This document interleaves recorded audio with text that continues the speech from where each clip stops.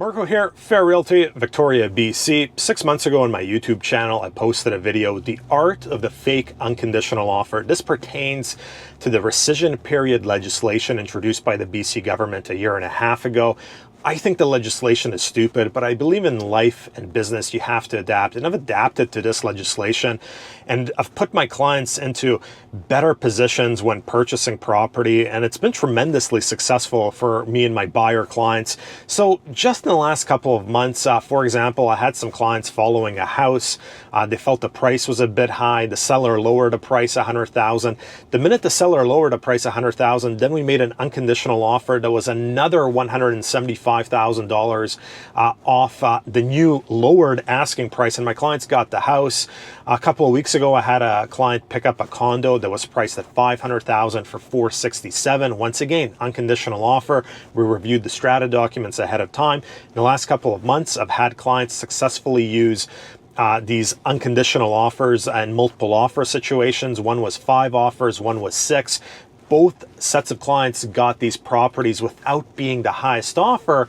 However, their offers were unconditional and with very limited risk because you're protected by the rescission period. So how much on average does a seller take less when they're presented with an unconditional offer? In my opinion, it's definitely substantial, but it's tough to come up with a tangible number, and every situation varies.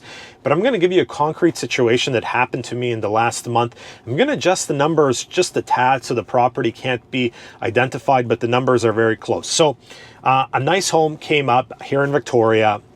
It was way underpriced.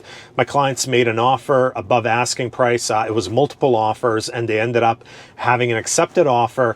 The listing agent also delayed offers till Wednesday night. If you're a seller with this new rescission period legislation, you do not want to delay offers Wednesday, Thursday, or Friday, because the rescission period, it's 3 business days. It doesn't count weekends. So not only was there a weekend involved, it was also the long weekend. So my clients actually had 6 days to change their mind under the rescission period legislation. And after 6 days, some personal issues came up, and my clients decided to rescind on the offer. They backed out of the offer, and they paid the seller the fee, which is 0.25% or $2,500. So now the property goes back to market. Remember, I said it was multiple offers.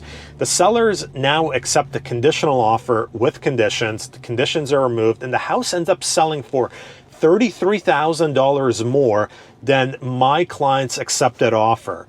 So that tells me that when that multiple offer situation initially transpired, the sellers took approximately 3.3% less for unconditional offer, even though unconditional offers are not truly unconditional anymore because of this legislation by the BC government.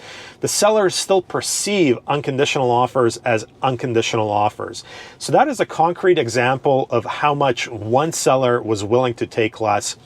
It can vary anywhere from 1 to 5%. I know personally when I'm making offers on properties, I'm always writing unconditional, because for me, I would rather take the small risk of having to back out using the rescission period and save myself 2, 3, 4, 5%. A 5% savings on $1 million is $50,000. It's pretty substantial. That being said, these unconditional offers are not for everyone. Right now, I have 3 accepted offers with buyers, and they all have conditions. 2 of the buyers are first-time buyers. They want to have inspections. They want to make sure their financing is secure. So by no means is this fake unconditional offer strategy for everyone, but if you're a savvy buyer, you're working with a very experienced mortgage broker who can assure you that the financing is 99.9% to go, or you have cash, it's definitely worthwhile exploring if you want to save a substantial amount of money, because sellers will take a lot less money when it's an unconditional offer. And the best part, as I said, is because of this nonsense government legislation, an unconditional offer is not unconditional anymore. On $1 million, even if you have to back out during those 3 business days or 5 or 6 calendar days, depending if it's a weekend or a stat, it's very, very minimal, the penalty in relation to how much money you could be saving. That's it for this week. Marco Juras, Fair Realty.